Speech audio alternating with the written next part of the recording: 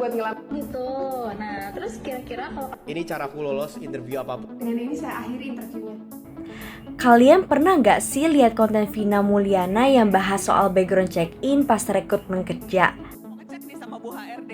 Kalau mau ngelamar kerja tuh bukan cuma yang dicek CV, betul. Yang dicek juga media sosial tahu. Banyak banget yang setuju.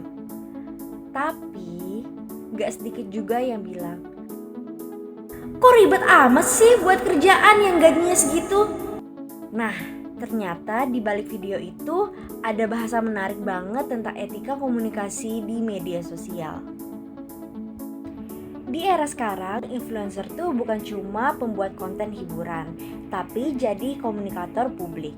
Mereka punya pengaruh besar buat ngebentuk opini dan perilaku audiens.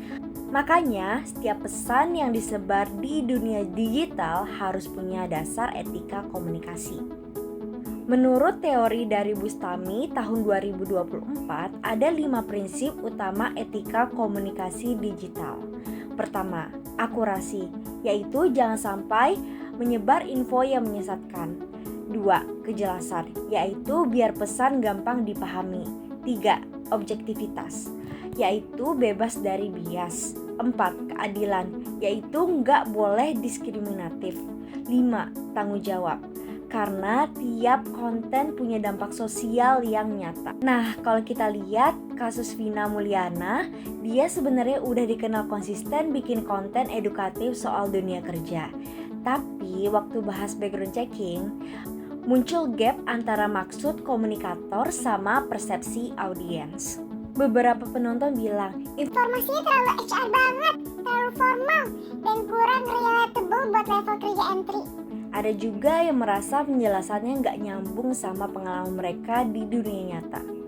Dari kacamata teori etika komunikasi, bisa dibilang prinsip kejelasan dan objektivitas belum sepenuhnya terpenuhi. Pesannya valid, tapi cara penyampaiannya kurang adaptif sama karakter audiens media sosial yang pengennya cepat, ringan, dan kontekstual. Dari pengalaman saya sebagai praktisi HR, background checking itu memang penting banget.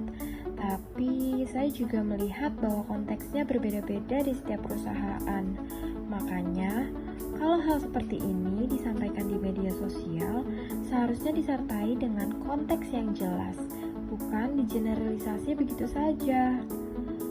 Saya juga merasa bahwa para influencer punya tanggung jawab untuk riset dan verifikasi sebelum menyampaikan informasi yang profesional.